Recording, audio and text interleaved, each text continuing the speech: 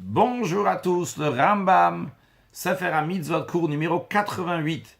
Suite à ce que nous avons appris dans le cours précédent, en ce qui concerne donc plusieurs rapports qui sont interdits, aujourd'hui nous allons en voir encore quelques autres, commençant par le commandement négatif numéro 336. La Torah interdit d'avoir un rapport avec sa propre fille. Le Rambam nous dit, ça, ce n'est pas expliqué clairement dans la Torah. La Torah n'a pas dit, tu n'as pas le droit d'avoir un rapport avec ta fille. Mais la Torah ne le dit pas parce que c'est tellement évident. Pourquoi c'est tellement évident? Parce que la Torah interdit d'avoir un rapport avec la fille de son fils ou avec la fille de sa fille. En d'autres mots, la Torah interdit d'avoir un rapport avec sa petite fille. Alors, de la fille, c'est évident qu'on n'a pas le droit d'avoir de rapport avec elle. Mais bien que la Torah ne dit pas clairement, mais on l'apprend, comme il y a écrit dans le traité Yebamot, d'une dracha. Quand on dit une dracha, ici, il s'agit d'une xerashava. Xerashava, c'est un raisonnement par analogie. C'est-à-dire que lorsqu'il y a écrit dans un verset, il y a écrit un mot, et dans un autre verset, il y a écrit le même mot, eh bien le contexte qui est dans un verset, on le met dans l'autre verset aussi. Une xerashava, à savoir, c'est quelque chose que nous avons reçu depuis Moshe Rabbeinu de génération en génération. C'est pas quelque chose qui est juste inventé. J'ai vu un mot ici, j'ai vu un mot ici. J'ai fait un raisonnement par analogie. Lorsque la Torah a été donnée à Moshe Rabbeinu a reçu ça aussi, l'a transmis donc de génération en génération. En ce qui nous concerne ici, dans le traité de Yibamot, on nous dit les paroles de Rava. Rava dit comme ça. Rav Yitzhak bar Avdimi a dit qu'on apprend par une xerashava, un raisonnement par analogie. Il est écrit dans un verset Hena, et dans un autre verset, il y a écrit l'expression de Hena. Dans un verset, il y a écrit l'expression de Zima. De l'autre verset, il y a écrit l'expression de Zima. Donc, on va apprendre deux choses. Quelles sont ces deux choses-là? Quel est ces raisonnements par analogie et la traduction de ces mots? Voyons, le Rambam nous explique. La Torah dit, nous a interdit donc de se marier d'avoir un rapport, avec la fille du fils, avec la fille de la fille. Donc, avoir un rapport avec sa petite fille. Quelle expression la Torah emploie? Ervatra hena. Elles sont ta nudité. L'expression de hena, elles sont. Donc, l'expression de hena, c'est ce qui nous intéresse. Bien. Ça, c'est lorsqu'il s'agit donc d'avoir un rapport avec sa petite fille. La Torah emploie le mot hena. Dans un autre contexte, dans des rapports interdits aussi, en ce qui concerne l'interdiction d'avoir un rapport avec une femme et sa fille, d'avoir un rapport avec une femme et sa petite fille, que ça soit la fille de son fils ou la fille de la femme, la Torah emploie l'expression Shara Hena. Elles sont des proches de famille. Et la fin du verset, c'est Zimaï, c'est de la débauche. Donc, on voit en tous les cas l'expression de Hena aussi lorsqu'il s'agit d'avoir un rapport avec une femme et sa fille et la petite fille. Alors, on en déduit. De la même manière que dans le verset qui parle donc, d'avoir un rapport avec une femme et sa fille, on nous parle aussi d'avoir interdiction d'avoir un rapport avec la petite fille de cette femme. Alors, on voit la Torah, elle interdit aussi bien la petite fille de cette femme que la fille de cette femme. Et là-bas, il y a écrit l'expression de Hena. Alors, de la même manière aussi, lorsque la Torah interdit à monsieur d'avoir un rapport avec ses petites filles, la Torah, elle emploie le mot Hena. La Torah n'a pas parlé de la fille. Mais vu que dans l'autre verset, qui parle de l'interdiction d'avoir un rapport avec une femme et sa petite fille et sa fille aussi, il y a écrit Hena. Donc, de la même manière que lorsqu'il s'agit de l'interdiction d'avoir un rapport avec la femme et sa petite fille, il y a aussi l'interdiction d'avoir un rapport avec la femme et sa fille.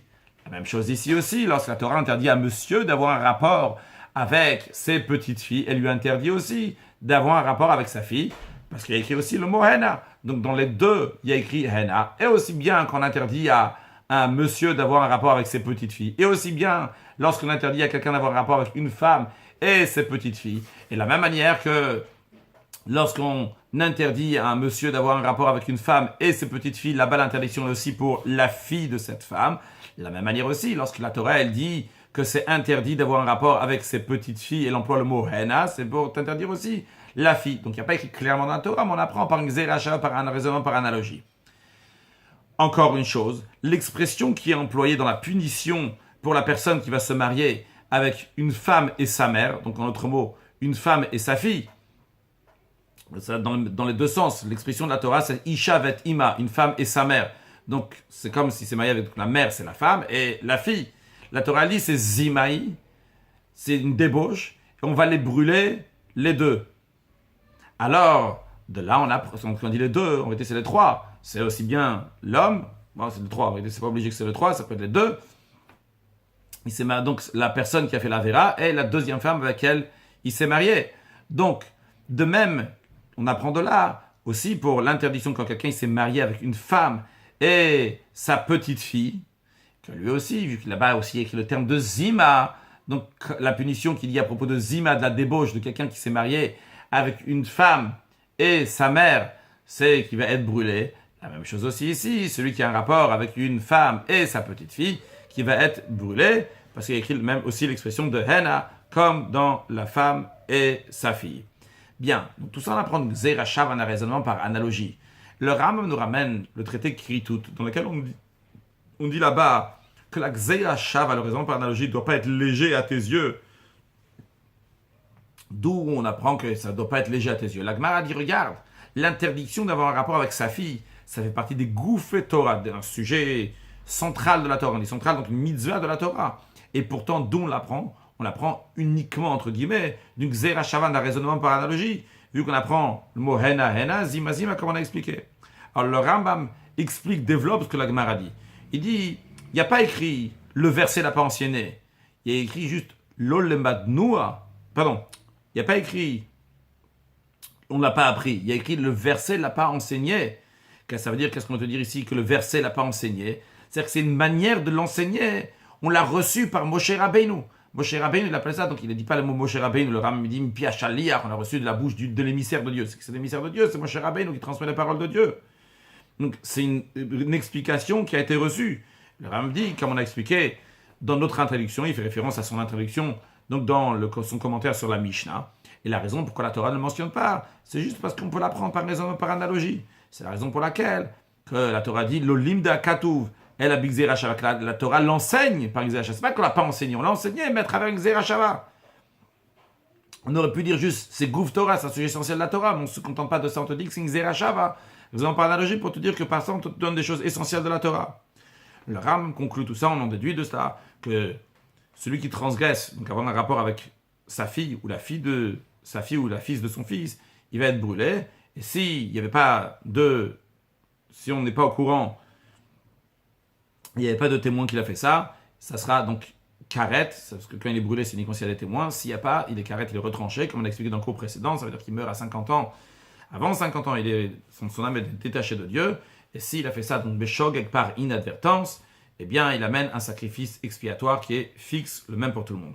On a encore 4 commandements pour aujourd'hui. Commandement négatif numéro 335, l'interdiction d'avoir un rapport avec sa fille, et la Torah dit, avec la fille de la fille, comme la Torah dit, Ervat bat bitra lotegale, que la nudité de la fille de ta fille, tu ne vas pas dévoiler, qu'Ervat raena, car c'est ta nudité.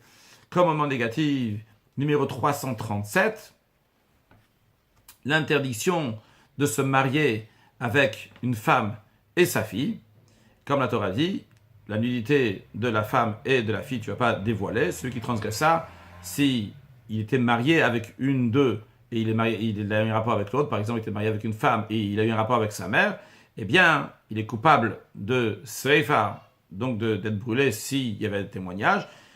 Et s'il n'y a pas de témoignage, c'est le retranchement, s'il a fait ça intentionnellement. S'il a fait ça par inadvertance, il amène un sacrifice expiatoire qui est fixe. Commandement négatif numéro 338, l'interdiction que la Torah a dit de se marier avec une femme et sa petite fille, et la fille de son fils, qui est sa petite fille, mais de son fils, comme la Torah dit, et bad bena, ça aussi c'est la même interdiction. S'il a fait consciemment, il y avait des témoins, donc il est brûlé. Si c'était consciemment, mais il n'y a pas de témoins, c'est qu'arrête le retranchement. S'il a fait ça par inadvertance, il amène un sacrifice expiatoire fixe.